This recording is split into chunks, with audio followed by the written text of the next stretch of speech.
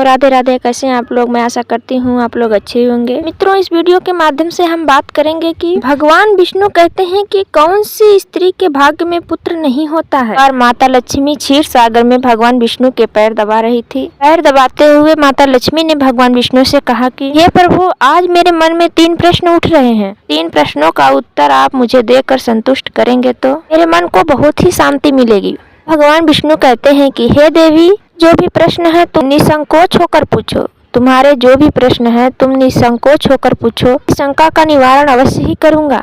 माता लक्ष्मी कहती हैं कि वो वह कौन सी स्त्री होती है कि ये भाग्य में संतान सुख नहीं होता है, कि हे प्रभु, वह कौन सी स्त्री होती है कि जिनके भाग्य में संतान सुख नहीं होता है। दूसरा प्रश्न है कि कौन सी स्त्री समय से पहले विधवा होती है। तीसरा प्रश्न है कि कौन सा श्रृंगार स्त्री अगर करती है तो उसे स्वर्ग की प्राप्ति होती है। विष्णु कहते हैं कि देवी, तुमने ही प्रश्न किए हैं, यह प्रश्न अत्यंत महत्वपूर्ण है। इसका उत्तर तो संसार कल्याण के लिए है। मनुष्य इन्हें ध्यान से सुनता है, पृथ्वी लोक पर संपूर्ण सुख प्राप्त होते हैं। इसके बाद उसे स्वर्ग लोक की प्राप्ति होती है। विष्णु देवी लक्ष्मी से कहते हैं कि तुम्हें एक पवित्र कथा सुनाता हूँ। कथा के माध्यम से तुम्हें तुम्हारे सभी प्रश्नों का उत्तर प्राप्त होगा। तुम्हें इस कथा को ध्यान से पूरा सुनना होगा, वो कभी भी आधा अधूरा नहीं सुनना चाहिए। भगवान विष्णु ने कहा कि तुम्हारे प्रश्न तो बहुत ही उचित हैं। तुम्हारे इन प्रश्नों का उत्तर तो संसार कल्याण के लिए है। इसे ध्यान से सुनता है, उससे पृथ्वी लोक पर संपूर्ण सुख प्राप्त होता है। के बाद उसे स्वर्ग लोक की प्राप्ति होती है। विष्णु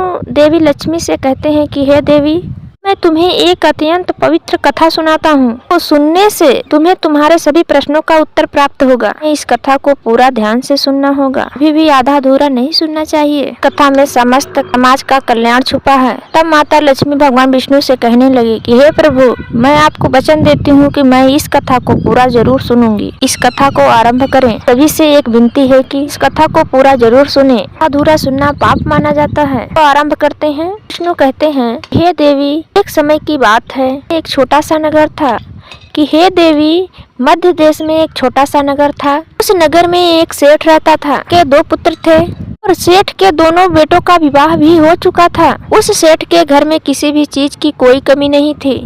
तो सेठ की पत्नी का स्वभाव बहुत ही दुष्ट था। सेठ की पत्नी और सेठ के बड़े बेटे की पत्नी दोनों का ही स्वभाव दुष्ट था। पत्नी अपने बड़े बहू का तो बहुत ही लाड प्यार करती थी, तो छोटे बेटे की पत्नी के साथ बहुत ही बुरा व्यवहार करती थी। सबसे छोटी बहू अर्थात छोटे बेटे की पत्नी अच्छे स्वभाव की थी। वह बहुत ही अच्छे स्वभाव की थी और श्रद्धा रखने वाली पतिव्रता नारी थी। वह अकेले ही घर का सारा काम किया करती थी, गृह कार्य में दक्ष थी। इतना अच्छा स्वभाव होने के बावजूद भी सास उसके साथ बहुत ही बुरा व्यवहार करती थी, का हमेशा अपमान करती थी। पीछे का कारण बस इतना ही था। इसका कारण बस इतना था कि बड़ी बहू को एक पुत्र था, छोटी बहू ने एक पुत्री को जन्म दिया था।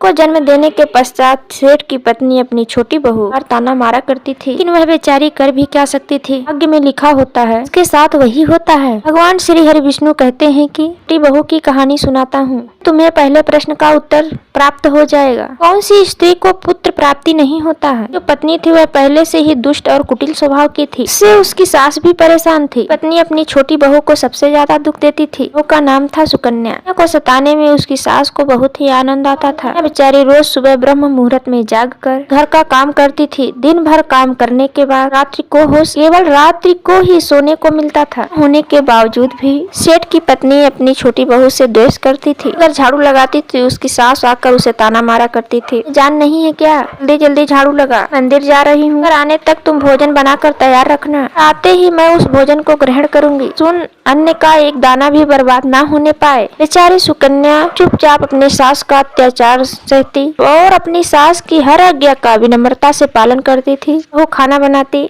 छोटी बहू खाना बनाते समय सोचने लगी कि घर का इतना काम करती हूँ भी मैं चैन की सांस नहीं ले सकती। सासू माँ किसी न किसी बात को लेकर मुझे ही ताना मारा करती हैं। कब उनके ताना देने की आदत जाएगी। मैं इतना सोच ही रही थी कि घर के दरवाजे पर खटखटाने की आवाज आती है।